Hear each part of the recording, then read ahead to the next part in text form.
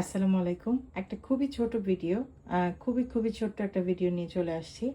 একটা জিনিস দেখানোর জন্য আমাকে আমাদের প্রিয় জুনায়েদ আহমেদ ভাই আমাকে বেশ কিছু চারা পাঠিয়েছিলেন, মরিচের চারা। তার মধ্যে এই চারাটার মধ্যে উনি লিখেছিলেন যে ওনার যে করা নাগা, সেই নাগা মরিচের চারা। দেখেন এই নাগা মরিচের চারাটা, এই পয়েন্টটা এখান থেকে ভেঙে গিয়েছিল। আমি যদি একটু ক্লোজ করে দেখাই,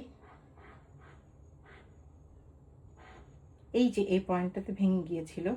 যেদিন চারাটা এসেছিল আমি সাথে সাথে যেটা করেছিলাম, চারাটা আসার সাথে সাথে মন খারাপ না করে আল্লাহর উপর তাওয়াক্কুল করে আমি এইটাকে এক জায়গায় বসিয়ে একটা সেলোটেপ দিয়ে, কসটেপ যেটা বলে অনেকে চেনেন, সেলোটেপ দিয়ে আমি লাগিয়ে দিয়েছিলাম। লাগিয়ে সামান্য একটু পানি দিয়ে পট চেঞ্জ করে একটা সাইডে রেখে দিয়েছিলাম। মাশাল্লাহ দেখেন কিভাবে এই জয়েন্টটা জোড়া লেগে গেছে।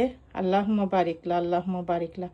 দেখেন আমি যদি দেখাই, এই যে দেখেন জোড়া লেগে গেছে আলহামদুলিল্লাহ। আমি একটু আগে স্যালোটেপটা খুললাম আর নিচ থেকে উপর থেকে মাশাল্লাহ অনেকগুলো কুশি বেরিয়েছে, যেটা নতুন কুড়ি, বা এই যে দেখেন ফ্লাওয়ারিংও হচ্ছে আলহামদুলিল্লাহ।